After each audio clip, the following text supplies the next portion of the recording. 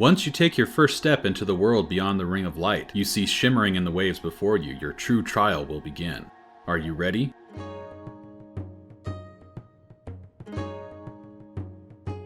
This is Legendary Adventures, a Legend of Zelda playthrough podcast. This week we're venturing beneath the waves of the Great Sea and returning to the Forsaken Fortress to take care of some unfinished business.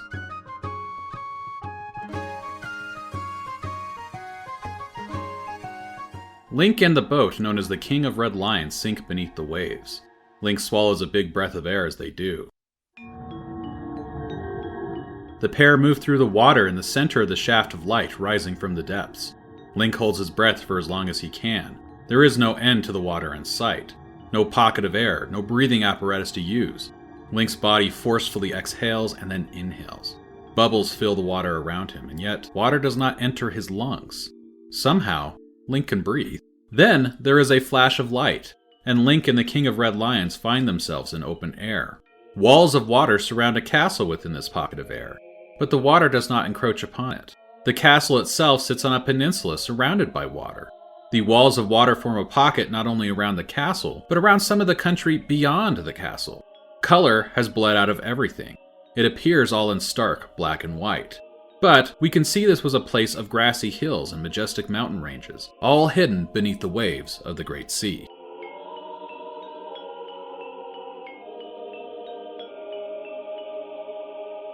Link and the King of Red Lions land in a small pool on the upper terrace of the castle.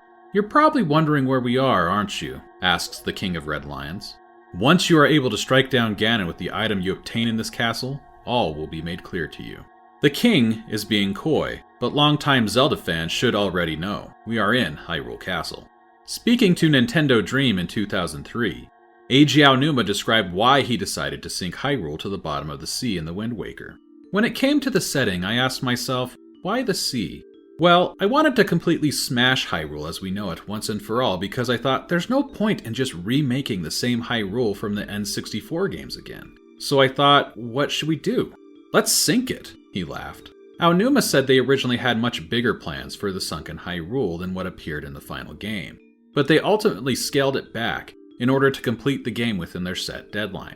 He said, "At the beginning, we had a plan to make a game that was like a Link to the Past, where you traveled back and forth between the past and present versions of Hyrule. However, the limited development time forced us to change our plans. So even though we originally had a more complicated idea in mind, we thought it was best just to keep the story smaller and still have Link's fate be determined by his journey to Hyrule at the bottom of the sea. I like to think that the story didn't change much from that first line of thought." As mentioned, all color has bled out of Hyrule. As players venture inside, it becomes clear why. The castle is frozen in time. An army of moblins and darknuts, frozen in mid-attack, fill the great hall of the castle. Paintings on the wall depict a king, and a group of people resembling Tetra and her pirate crew, though they are all dressed as nobility. Any people who the moblins and darknuts may have been fighting are gone. The music is off-kilter. It features a melody, which is created using notes which are played in reverse before it descends into banging, slow percussion.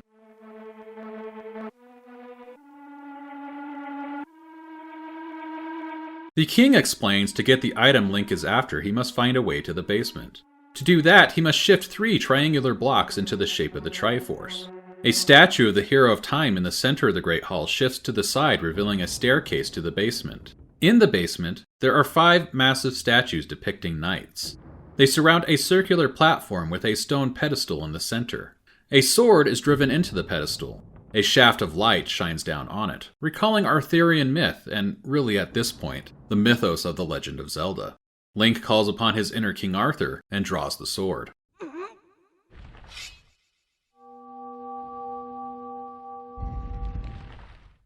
The knight statues lower their swords, crossing them over Link's head, and forming a ring which the shaft of light shines through.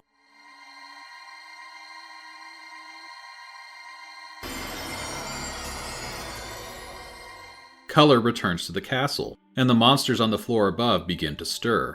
To leave the castle, Link will have to fight his way out.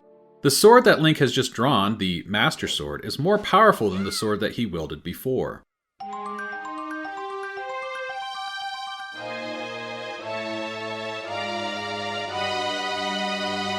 Players should be able to handle the monsters above without too much trouble when playing on a standard difficulty. Once the monsters are gone, Link can return to the King of Red Lions. The pair use the shimmering portal of light and ascend again above the waves. Then it's on to the Forsaken Fortress to free Arrol and to take on Ganon. As with A Link to the Past and the Return to Hyrule Castle in that game, this time Link goes straight into the Forsaken Fortress. His cannon makes quick work of the front gate. The King of Red Lions warns that Ganon is likely aware they've returned to the Forsaken Fortress. But the king says with the Master Sword in hand, nothing should stand in the way of rescuing Link's sister. The Forsaken Fortress holds some similarity to Hyrule Castle in A Link to the Past. Both are the first dungeon of their respective games and are visited near the start, and again as players reach the end of the first act. But while Hyrule Castle offered a previously unexplored area with a gauntlet of enemies to fight when players returned, Forsaken Fortress is largely the same as it was before. When players venture up the stairs to where the searchlights shine on the ground, they are almost immediately thrown into a mini-boss fight. Phantom Ganon appears. The music introducing this boss battle is the same music that plays when Ganon appears in the original Legend of Zelda. Check it out. Here it is in the original game, and here it is in the Wind Waker. The bulk of the Phantom Ganon theme, though, is split into two distinct sections. The first section is a rearrangement of the Ganon battle theme from A Link to the Past. Here's a reminder of how that sounded. And here it is in the Wind Waker.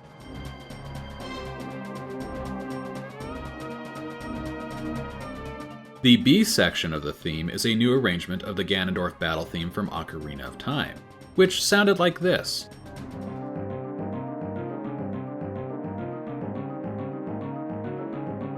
And here it is in the Wind Waker.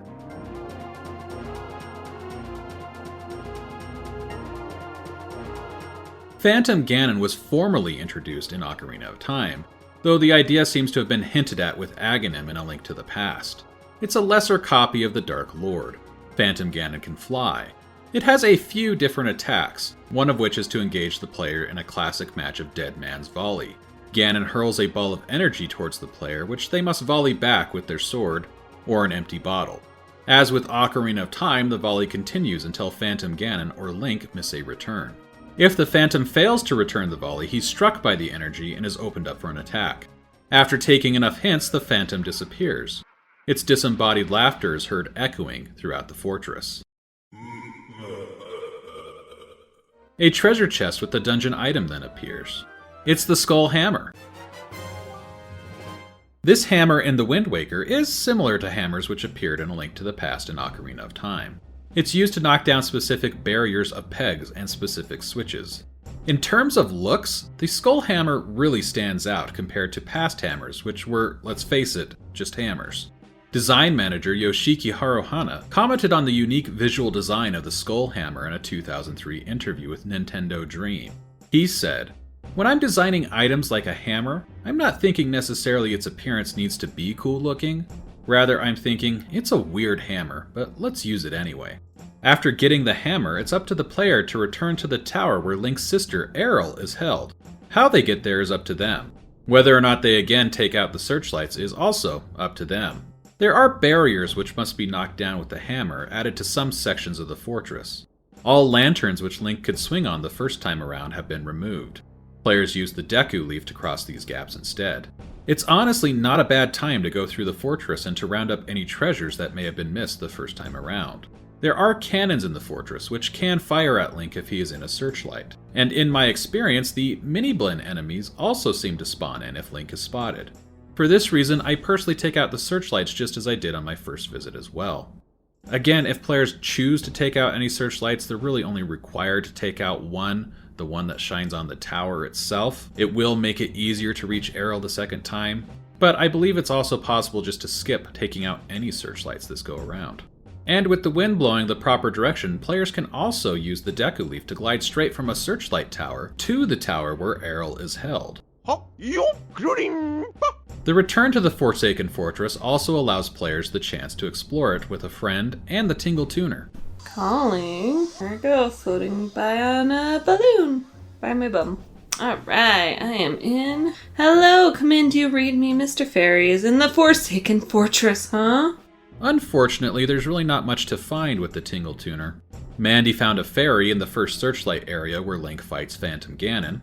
And thanks to a guide, I was aware that there is a discount to get on Tingle's potions called Tings here in the fortress.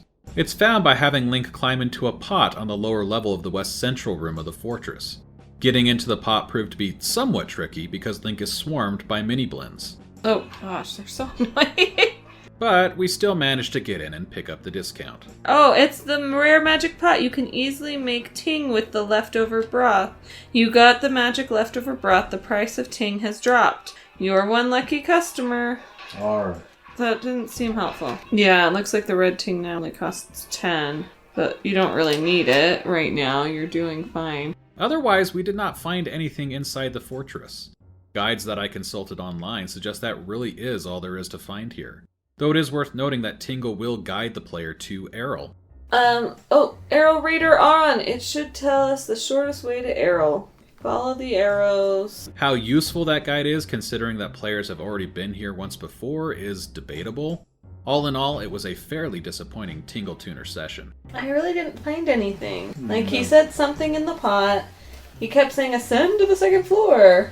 Yeah, and it was just more hints. Hints. Radar pointed you which way to go, but even that was not the easiest to tell sometimes. Like, it'd be like, you'd have a ton of arrows for a little bit, and then all of a sudden there'd be like no arrows. And you're like, well, okay, do you know what I mean? yeah. I wasn't entirely sure which way I was supposed to go. After scaling the tower, players use the Skull Hammer to knock down a hammer-specific switch in order to enter the tower and rescue Arrol. Link enters the room cautiously, keeping a wary eye out for the Helmaroc King. When the monstrous bird does not appear, he rushes to the cell where his sister and the other girls are held.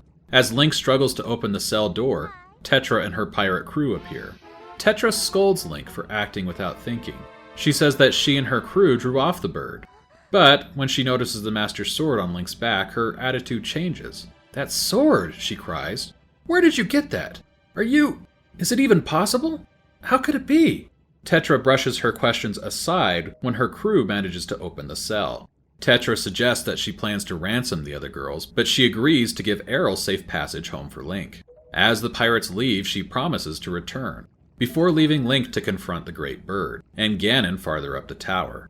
As Link begins to ascend the tower, it begins to flood with water, and the Helmaroc King descends through the open roof. Thus begins the first completely new area of the Forsaken Fortress. It's a chase sequence up the tower. The water rises. The Helmaroc King will occasionally rush forward and attack Link, destroying the wooden ramp when it does. Link must also contend with bokoblins who burst from pots to confront him on the way up. If the player does fall, it's not a big loss. The water level is rising, so players can't fall far. Torches over the wooden walkways can serve as grapple points if the path is destroyed. I did not fall. At the very top, the Helmaroc King blocks the path. One whack with the Skull Hammer and it falls into the water, allowing Link to exit. As he does, the roof begins to close. But the Great Bird flies out just in time, and the boss fight begins. The music for the Helmaroc King fight is almost upbeat. It feels adventurous, and appropriate for a fight that's been built up for a long time now.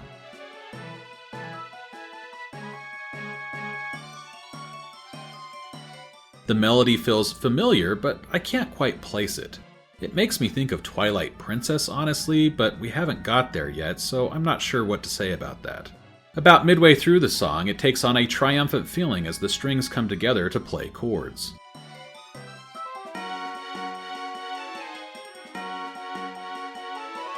The Helmaroc King lightly echoes the Helmasaur King from A Link to the Past. Not just in name, but in mechanics. Like the Helmasaur King, players need to break the boss's helmet off to reveal a weak spot. And the hammer is just the item to do it. That's really where the similarities between the two bosses end. The Helmaroc King is a bird after all. It flies around outside the arena, occasionally dive-bombing Link. Sometimes it flaps its wings to create gusts of wind in an effort to push Link into spikes that line the arena. Occasionally the bird lands and tries to attack Link directly. This is the opening for Link to attack. As the bird pecks at the ground, its beak gets stuck, allowing Link to land a blow with the hammer. After 4 or 5 hits with the hammer, the mask breaks. The weak spot is the bird's comb on top of its head. Link can land hits with the sword or arrows.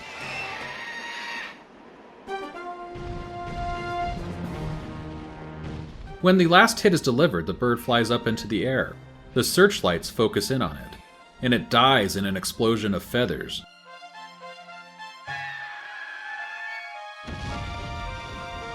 Leaving behind a heart container. It's a really satisfying fight, I think, and really a satisfying sequence starting with the tower through the end of the boss fight. In the Japanese guidebook, Aonuma said it was the hardest boss to design. He said, players have to fight a flying enemy while climbing a tower and then continue to battle once they get to the top. Not only that, but we had to incorporate a bunch of cutscenes in the middle as well. So we went through a lot of trial and error before we settled on the aspects like the size of the battlefield, the movement of the camera. I feel like it was worth it and everything paid off. I have to agree with him. This fight really does pay off. Link climbs the last floor of the tower and reaches the door of the ship, which is shorn in half and sits atop the Forsaken Fortress. Ganon seems unfazed by Link entering his abode. He commends Link for his reckless courage and for making it to the top of the fortress. Then, twist! Ganon reveals that the Master Sword was actually a seal on his magic power. By drawing the sword, Link has restored Ganon to his full power. This is why the color returned to Hyrule and the monsters once again sprang to life. Link rushes forward to attack Ganon.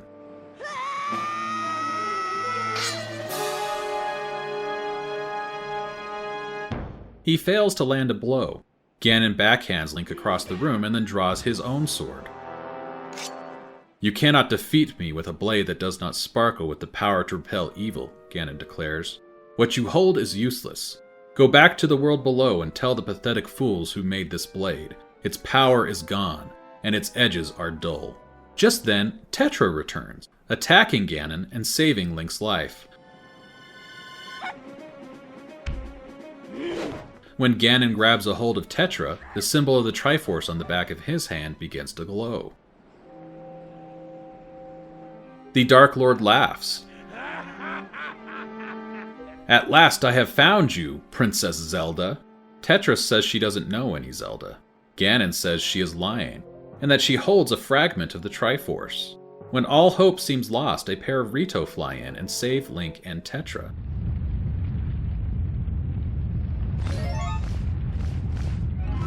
Prince Kamali grabs Tetra and flies her away from the fortress. Quill the postman grabs Link. The sky spirit Valoo follows close behind, and uses his fiery breath to set the ship on top of the tower on fire.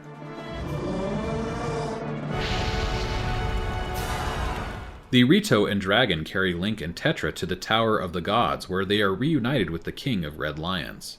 Tetra has lost consciousness, but will recover. Link's sister Arrol successfully escaped the fortress with the pirates. The king tells the dragon Valoo he plans to separate Link and Tetra from Ganon's grasp. The dragon responds in ancient Hylian, and as the dragon and Rito depart, the king says to Link he will explain all when they return to the world beneath the waves. When back at Hyrule Castle, Tetra regains consciousness. The king speaks to Link through the Gossip Stone, telling him and Tetra to return to the room that held the Master Sword. The boat itself is strangely still. Link and Tetra venture into the basement of the castle, where they find a man dressed in a regal robe. A crown sits on his head. Tetra demands to know who he is, and how he is able to speak through her Gossip Stone. The man says that he is the one who made it, and reveals himself to be Daphnis no Hansen Hyrule, king of the Land of Legend, otherwise known as the King of Red Lions.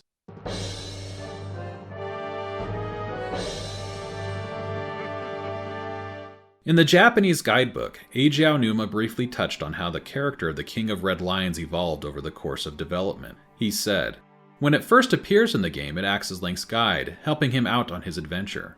When we decided that we would use it to inform players of the very purpose of their travels at the climax of the story, someone suggested making it so that the King of Red Lions was actually the King of Hyrule. It was determined that in order to prevent the events of Hyrule's distant past reoccurring, the King of Hyrule appeared above the ocean.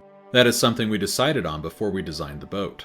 Yoshiki Haruhana chimed in to say that the design of the ship's prow, the dragon's head, was around for a while before the design of the boat was finalized. He continued, "In contrast, the King of Hyrule's design is based on the King of Red Lions. His hairstyle and the shape of his nose resembles the carving, and I put in a lot of effort to make it so that if you really look closely, they share similarities despite being totally different."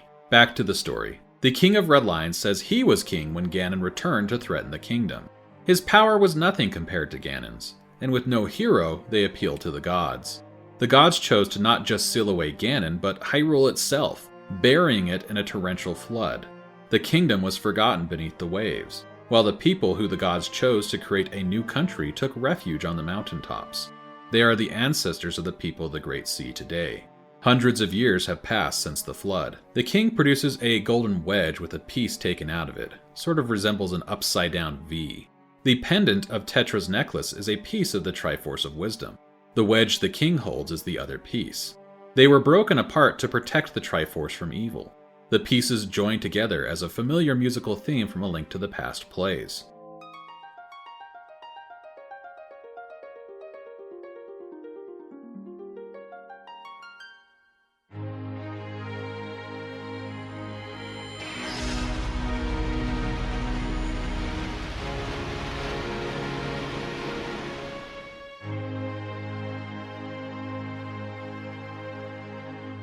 As the Triforce joins together, Tetra is transformed. She is suddenly dressed in a regal gown. The symbol of the Triforce appears on the back of her hand. The king declares her to be Princess Zelda.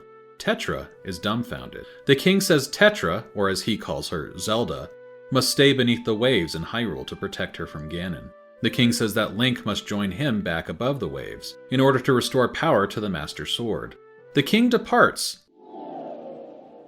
traveling through the castle in a ghostly way, teleporting from one location to another. Before he leaves, Tetra apologizes to Link. She says that everything that happened to him and his sister were her fault. Link doesn't speak, but shows that he doesn't blame Tetra and holds no ill will towards her. This particular twist involving Tetra is somewhat controversial among Zelda fans. Not the idea of Tetra being revealed as Zelda, but the way Tetra reacts to it. The idea of the king stating that Tetra is really Zelda to me strikes me as a holdover from Zelda 2. After all, how could Tetra be Zelda? To have that name applied to her, to me, only makes sense in light of the story of Zelda the First, and the tradition it established of naming princesses of Hyrule Zelda in her honor. As it stands, Tetra seems unaware, at least to a degree, of her identity as a princess and as Zelda. Aonuma addressed how they came up with this twist in the Japanese guidebook. He doesn't mention Zelda 2, but he does explain the idea behind it, and what Tetra knows ahead of the reveal. He said, "We knew from the very beginning that Tetra and Zelda were going to be the same person. This time around, the princess doesn't appear at the start of the game. I wanted to build up to it, with experienced Zelda players going through the story and wondering where the princess had gone, only to realize, oh, it was her all along." He continued, "Tetra's mother died when she was little, so Tetra herself has no idea she's actually Zelda. But her mother told her a number of things. You can visit Tetra's room in the game, and inside you find a picture of the Master Sword. Tetra's mother told her to find it, but not even Tetra knows what it will mean for her. She just thinks it's a treasure to be sought by pirates. That's why she's continuing to lead her pirate horde, searching for treasures such as the Master Sword and the Triforce, as well as the legendary hero. The picture of the green-clad boy that can be found in her room hints at her destiny." As an interesting aside, Aonuma also described the origin of Tetra's name. He explained, "Tetra is the Greek word for four. The tri in Triforce means three. So we picked the name because it signified one more than that. Perhaps that's why her mother chose that name for her." In terms of how she acts following the revelation, the shock that she shows never bothered me personally. It makes sense, but I have heard many fans express a dislike for it, saying they feel Tetra's personality changes entirely. Haruhana and Aonuma actually addressed that criticism in the Japanese guidebook.